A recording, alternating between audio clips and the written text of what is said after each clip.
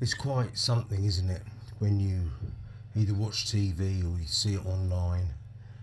Those that are mainly left wing, or some that may not be that apolitical, the ones that champion mass immigration, those that vilify anybody that doesn't want all male asylum seekers housed in their area, or those that cannot see a problem with just letting droves and droves of people into the UK because they're refugees, people that you think are intelligent, but they seem to believe all these stories without ever questioning it.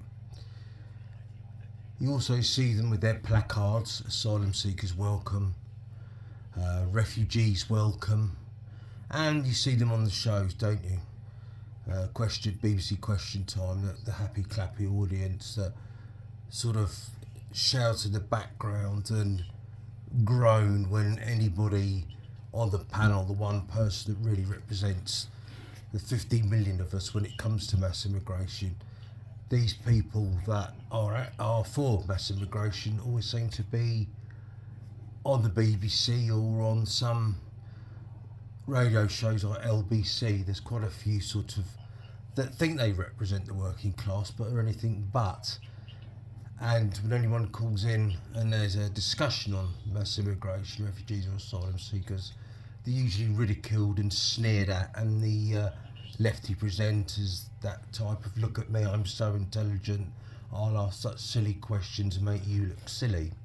But again, it comes to this: well, if we all have an important conversation about immigration, if we have a grown-up conversation about it, well, we try to, and then we just shout it down by people that have been put on public platforms that no one actually ever voted for or would even want to pay for.